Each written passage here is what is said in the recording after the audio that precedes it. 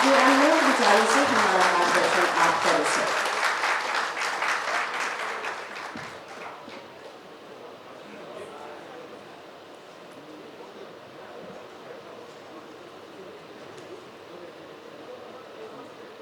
धन्यवाद सोनी जी।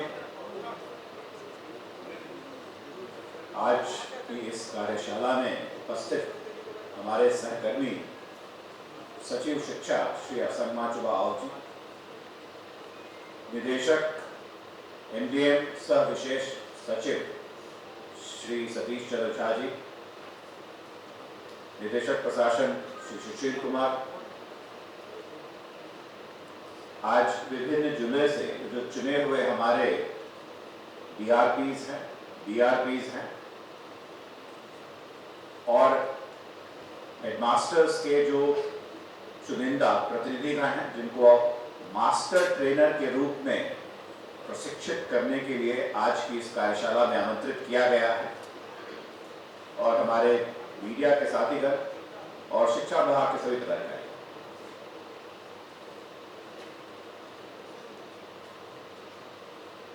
मध्याह्न भोजन योजना पुरानी योजना है और आप सब लोग इससे वाकिफ है और मुझसे आप बेहतर इसके कार्यान्वयन के बारे में जानते हैं।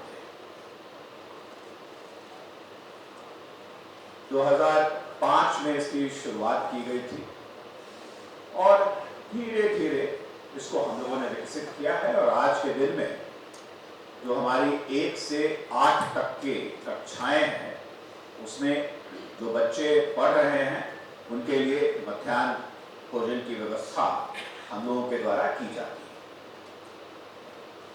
अधिकांश विद्यालयों में हमारे पास रसोइया है और वहीं पर मिड डे मील की व्यवस्था की जाती है, और कुछ एक जिलों में हम सेंट्रलाइज्ड किचन के माध्यम से जो स्वयंसेवी संस्थाओं के द्वारा जिसका संचालन किया जाता है, उसके माध्यम से एमडीएम की आपूर्ति कर रहे हैं। 1 से 8 तक के बच्चों में आप देखेंगे तो हमारे पास जो यूडाइस प्लस का डेटा है, लगभग 1,60,00,000 बच्चे हैं जो इस क्लास 1 से 8 के बीच में है। मकसद क्या था? मकसद ये था कि अधिकांश जो बच्चे हमारे सरकारी विद्यालय में आते हैं, गरीब बच्चे हैं और कहीं ना कहीं लाइवलीहुड की जो इश्यूज उनके परिवार में रहता है, उससे वो लोग प्रभावित होते हैं, जिससे उनका नियमित उपस्थिति स्कूल में कुप्रभावित हो जाती है। तो पहला तो मकसद ये था कि हमारे बच्चे जो कुपोषण से ग्रसित हैं, गरीब परिवार से आते हैं, उनको हम अपने विद्यालयों में एक मील, एक दोपहर का खाना, गर्म खाना उनको हम खिलाएं। और दूसरी बात ये भी थी कि इससे कुपोषण तो दूर होगी ही, लेकिन वो बच्चे स्कूल में भी आएंगे और नित्य रूप से आएंगे।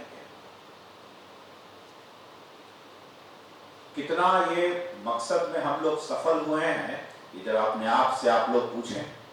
मैं इस बिंदु पर बहुत आपको ज्ञान नहीं देना चाहता। एवरेज हम लोग देख रहे हैं कि सतीश 66% हम लोग मिड डे मील में हमारे बच्चे खा रहे हैं। तो मुझे समझ में नहीं आती है ये बात कि क्यों ऐसी बात होती है। मैं आज के दिन में जब हम कोविड के कारण जब हमारे किचन्स बंद हैं, स्कूल्स बंद थे, और अभी हम लोगों ने अपने किचन्स को एमडीएम को की शुरुआत नहीं की है, तो निदेशक एमडीएम मुझे बता रहे थे कि लगभग 80% बच्चे के अभिभावक हैं जो चावल ले जा रहे हैं, और जो चावल ले जा रहे हैं उनको हम कन्वर्जन राशि जो है ₹4.97 और 7.35, वो राशि का कन्वर्जन करके हम डीबीटी के माध्यम से उनको भेज रहे हैं। तो चावल लेने के लिए 80%, और जब स्कूल खुला रहता है और स्कूल में पढ़ने के लिए सिर्फ 66% बच्चे आ रहे हैं। तो कहीं ना कहीं सोचने की जरूरत है। हम लोग कभी कभी क्या होता है कि हम लोग जब शिक्षा विभाग में रहते हैं और जो काम करते हैं तो उसको बड़ा पृथक रूप से सोचते हैं। तो डीआरपी सोचते होंगे कि मेरा काम तो सिर्फ इस स्कीम से संबंधित है, लेकिन थोड़ा बड़ा सोचें तो बड़े जब सोचेंगे तो आपको ये ज्ञात होगा कि अंततः मकसद क्या है। अंततः मकसद है कि बच्चे हमारे स्कूल में आए और पढ़ें। मुख्य बात तो वो है, और उस मुख्य बात को करने के लिए हम ढेर सारी चीजों को करते हैं। तो क्या हम जो मुख्य उद्देश्य है उसमें हम सफल हो पा रहे हैं? अपने आप से पूछिए। और यदि नहीं हो पा रहे हैं, उसमें कुछ कमियां हैं और उसमें कुछ दूर किया जा सकता है, तो उसको कैसे दूर किया जा सकता है, इस बिंदु पर भी सोचने की जरूरत है। आप लोग अखबार पढ़ते होंगे तो आप लोगों ने देखा होगा कि पिछले 15-20 दिनों के अंदर एक खबर हमारे अखबारों में छपी थी, ग्लोबल हंगर इंडेक्स से संबंधित। पढ़ा है आप लोगों ने? जिन लोगों ने पढ़ा है जरा हाथ उठाएं। बहुत कम लोगों ने पढ़ा है, मैं सोच रहा था कि मैं ज्यादा हाथ देखूंगा। तो ग्लोबल हंगर इंडेक्स में हमारे देश की जो मेजरमेंट किया गया है, उनके जो भी पैमाने हैं उसके आधार पर, तो लगभग 114 देशों में लोग किया और भारत 101वां स्थान है हमारा, 101st पोजीशन पर है। और उसके जो कुछ एक आंकड़े जो उसके अंदर जाते हैं वो क्या है? पहला आंकड़ा है वेस्टिंग। यदि बच्चे की उम्र है तो उस उम्र के अनुसार उसकी कुछ हाइट होनी चाहिए, और उस हाइट से यदि वो बच्चा कम है तो उसको हम लोग वेस्टिंग कहते हैं। और दूसरा है स्टंटिंग। जो उम्र का बच्चा होना चाहिए उसके लिए उसकी क्या हाइट होनी चाहिए, और यदि वो हाइट से कम है तो उसको हम स्टंटिंग बोलते हैं। तो ये स्टंटिंग और वेस्टिंग दोनों आंकड़े हैं जो इस इंडेक्स में इस्तेमाल किए गए हैं उस इंडेक्स के निर्माण करने के लिए। और तीसरा है जो शायद आपने सुना होगा कि अंडर 5 मोर्टेलिटी रेट। कितने ऐसे बच्चे हैं जो 1000 बच्चे जो पैदा हुए उनमें से कितने बच्चे ऐसे हैं जो 5 वर्ष की उम्र के पहले मृत्यु को प्राप्त कर जाते हैं। इसको अंडर 5 मोर्टेलिटी रेट कहते हैं। तो ये अंडर 5 मोर्टेलिटी रेट भी इसमें कंपेयर होता है। और ये सब चीजें कहीं ना कहीं बृहद रूप से कुपोषण से जुड़ी हुई है। जब आप कुपोषित हो तो शरीर तो नहीं डेवलप करता है, लेकिन मस्तिष्क पर भी उसका बहुत बड़ा प्रभाव पड़ता है, और उस बच्चे की जो लर्निंग एबिलिटी है वो प्रभावित हो जाती है। तो लर्निंग एबिलिटी को कैसे दूर किया जाए, ये एक बात है हमारे पास। आपको याद होगा हम लोग बहुत वर्षों से हम लोग करते आ रहे हैं, एक गोली खिलाते हैं अपने बच्चों को एल्बेंडाजोल, ताकि उसके बच्चे के पेट में जो कीड़ा है वो मर जाए। ये कीड़ा क्या करता है? ये कीड़ा बच्चों के पेट में रहता है और उससे बच्चे का पोषण चुरा लेता है। तो जो चीज बच्चे के शरीर में जानी चाहिए वो इस कीड़े के शरीर में चला जाता है, तो हम उस कीड़े को निकाल देते हैं। लेकिन इसके प्रभाव लर्निंग आउटकम्स पर बहुत ही ज्यादा पड़ता है। और पूरे देश विदेश में रिसर्च किया गया है कि यदि हम डिवर्मिंग करा दें तो बच्चों की जो लर्निंग आउटकम्स है उसमें अप्रत्याशित सुधार आता है, और अच्छा पढ़ेंगे तो जिंदगी में लाइवलीहुड भी प्राप्त कर पाएंगे।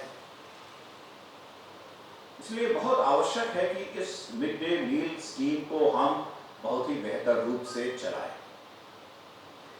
भारत सरकार के द्वारा इसके चलाने के लिए जो राशि का फ्लो होता है, भारत सरकार, ये आप जानते हैं 60-40 की स्कीम है।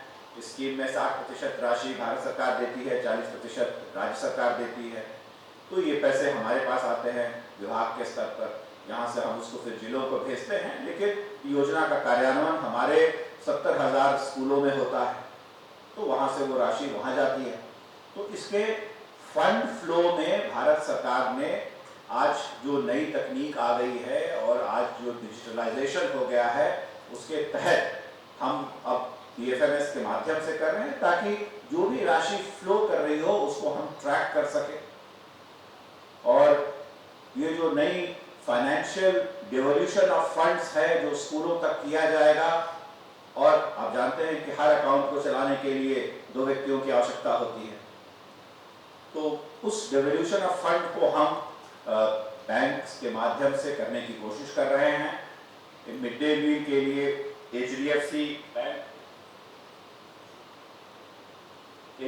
बैंक को चयनित किया गया है और आज HDFC के श्री नरेंद्र जी हमारे बीच में हैं। मैं आज की बैठक में उनका स्वागत करता हूं, उनकी पूरी टीम भी है और उनके द्वारा आपको इसकी जानकारी दी जाएगी कि ये जो कैशलेस ट्रांजैक्शन है हमारे मिड डे मील को चलाने के लिए, इसको हमें कैसे किया जा रहा है।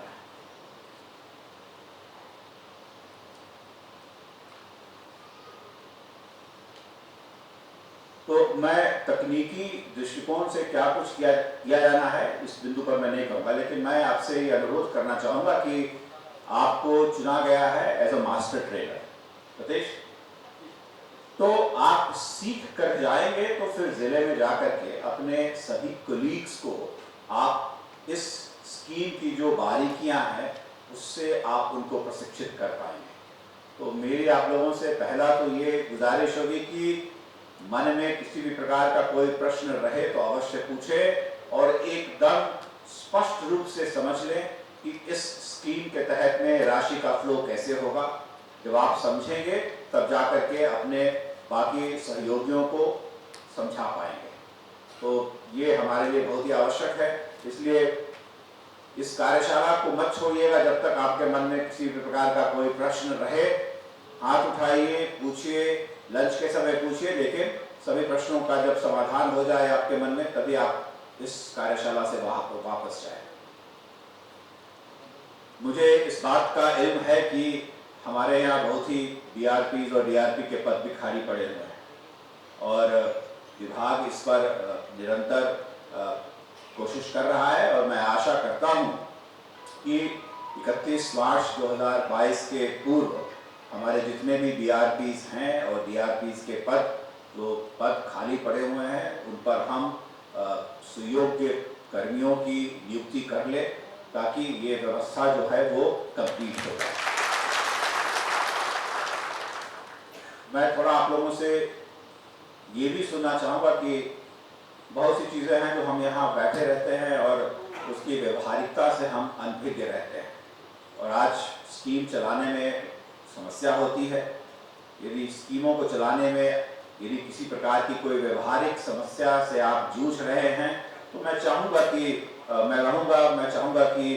सतीश जी, निदेशक MDM 2-4 लोगों को ऐसे बुलाएं और वो लोग अपनी एक्सपीरियंस को हम लोगों के साथ साझा करें कि स्कीम को कार्यान्वित करने में किस प्रकार की कठिनाई हो रही है, तो हम लोग उसको विभाग के स्तर से भी दूर करने की कोशिश करेंगे।